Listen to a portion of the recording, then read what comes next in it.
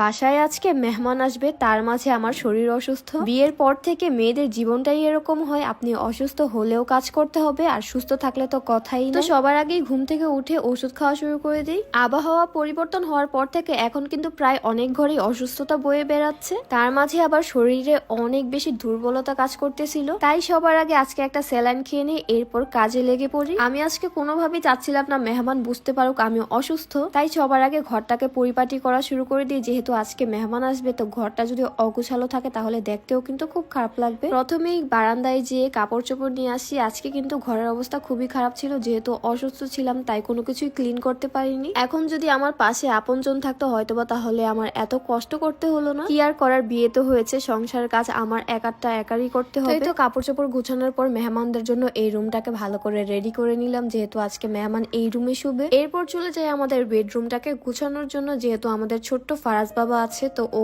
সবসময় খেলনাপাতি দিয়ে নষ্ট করে ফেলে।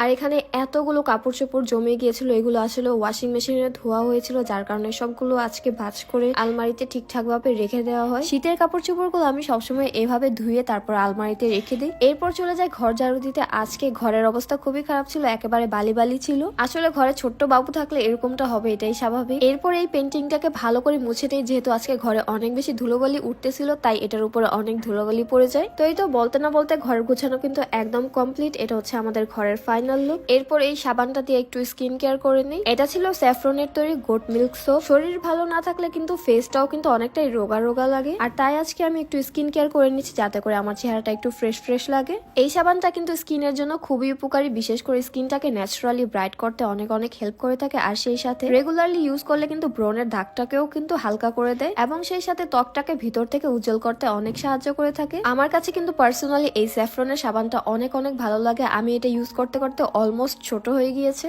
আর হ্যাঁ, আমি এই সাবানটি নিয়েছি কাকলি বিজনেস শপ এই পেজ থেকে। তো বলতে না বলতে আমার স্কিন কেয়ার একদমই কমপ্লিট। এখন কিন্তু আলহামদুলিল্লাহ আমার ফেসটা আগে থেকে ফ্রেশ লাগছে এবং ফর্সাও লাগছে।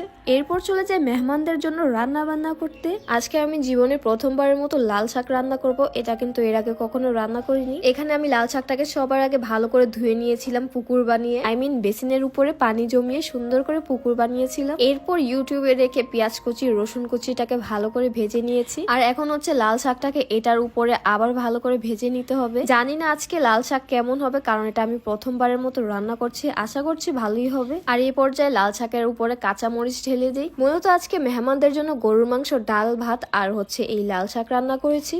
এরপর মেহমান চলে আসে, আর এই মেহমানটা কিন্তু আর কেউ না, আমার বড় বোন ছিল। আজকে আমি আমার বড় বোনের জন্য রান্না বান্না করেছি, কালকে থেকে সব বড় বোনকে দিয়ে রান্না করাবো। যেহেতু আজকে প্রথম দিন এসেছে, তাই একটু তাকে রিল্যাক্স দিয়েছি। ইনশাল্লাহ কালকে তাকে দিয়ে নেহারি থেকে শুরু করে চিংড়ি মাছ ভুনা সবকিছুই রান্না করাবো। আজ এই পর্যন্তই, সবাই ভালো থাকবেন, আল্লাহ হাফেজ।